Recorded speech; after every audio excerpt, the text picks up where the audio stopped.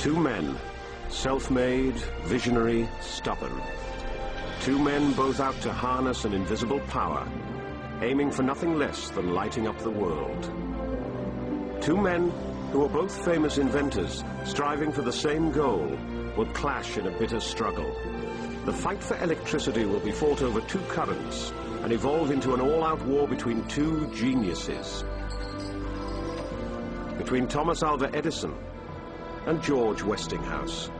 Two men who would change the world.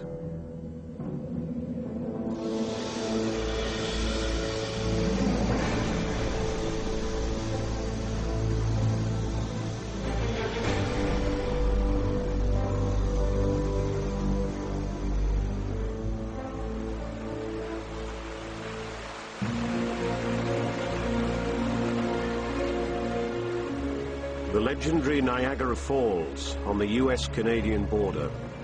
Even back in the 1890s, man began to tame its vast power by erecting electric generators on the banks of the river, powered by the gushing water of the falls.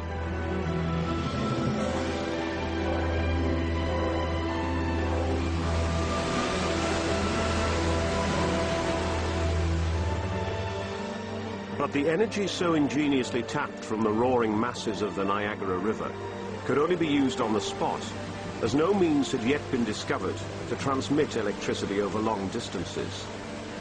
Therefore, a group of New York millionaires decided to offer a prize of $100,000 to the person or persons who would finally solve this problem. In the spring of 1890, the best brains of the day were convened on the Hudson. Among them, the famous inventor Thomas Alva Edison and his bitter rival, the industrial magnate George Westinghouse. Whoever succeeded in making full use of the energy from the Niagara Falls by transporting electricity to the metropolis would not only win the prize, he would also become master of the power technology of the future. And so, a dramatic race was about to begin, a contest that was to go down in history as the Electricity War. 12 years earlier, in his laboratory in Menlo Park, New York, Thomas Edison was working on an ambitious project. He intended no less than to bring electric light to every household in the world. Edison and his staff, who had been sworn to secrecy, were working on his vision round the clock. The hard-driving inventor rarely allowed himself more than 4 to 5 hours sleep at a stretch. His young wife saw little of him during this period. Thomas Alva Edison came from a poor family. As a boy, he earned his first money delivering newspapers, and whenever there was some spare time at home, he experimented with telegraph equipment. Hard of hearing, he could barely follow the classes at school, but finally, in 1869, Edison moved to New York City to try his luck in the teeming metropolis.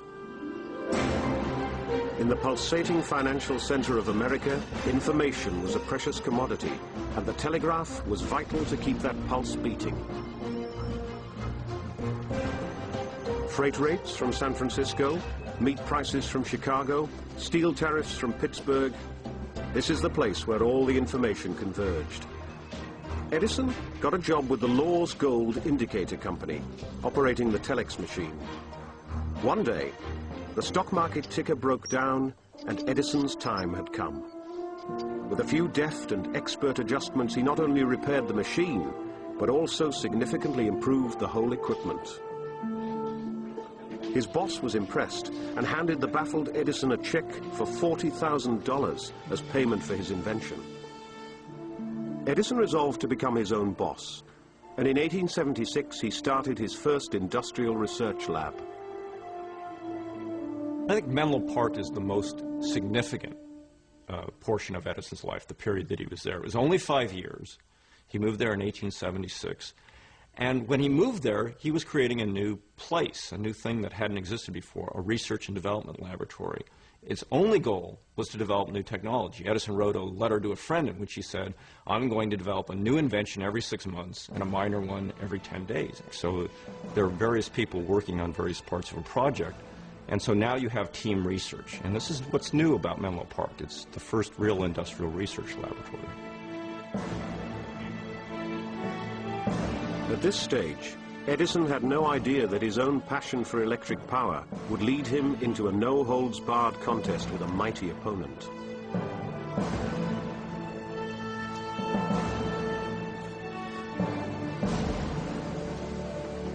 In distant Pittsburgh, a certain George Westinghouse had created an industrial empire constructing brakes, switching gear, and electric signals for the railroads.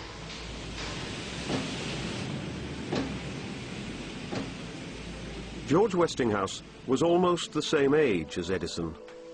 Young George was a failure at school too, preferring to tinker about in his father's workshop, and ever since then he had been fascinated by anything mechanical.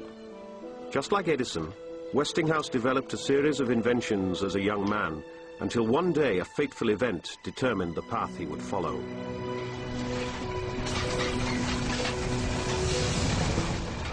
In 1866, when Westinghouse was visiting his hometown, he witnessed a disaster. Two trains were racing towards each other on a single railroad track.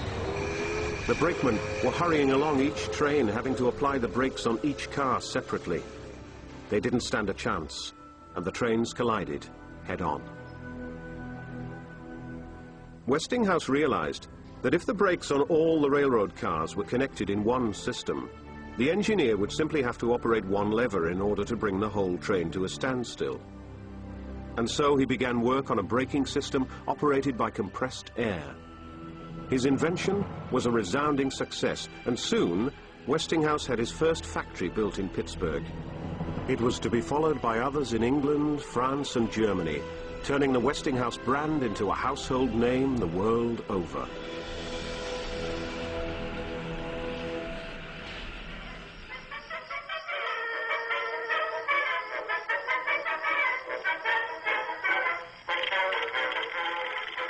Edison also achieved fame at an early age.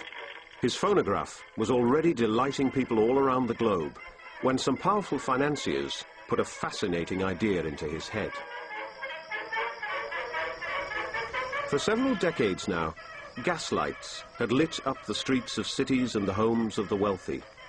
But gas was dangerous and highly explosive. Besides, the open flame blackened walls, used up oxygen, and caused headaches.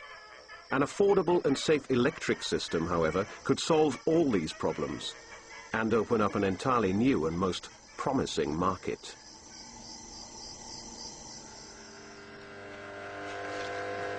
Edison heard about a new type of lighting installation which had been developed in Connecticut. The arc lamp, as it was known, made a loud hissing noise and gave off fumes, while the light it produced was extremely harsh and could not be dimmed. Alas, the arc lamp was completely unsuitable for use in an enclosed space. But Edison returned from Connecticut obsessed with the idea of bringing electric light into people's homes. If there were a way to generate electrical energy safely and to come up with a controllable system of distribution, the profits would be immense.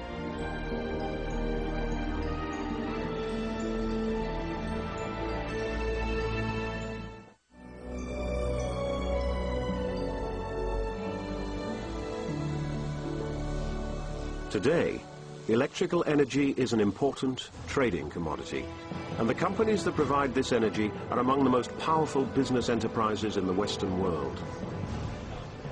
Power has become the object of stock market speculation. In a matter of seconds, dealers react to price changes and sell huge amounts of electricity across borders and even between continents.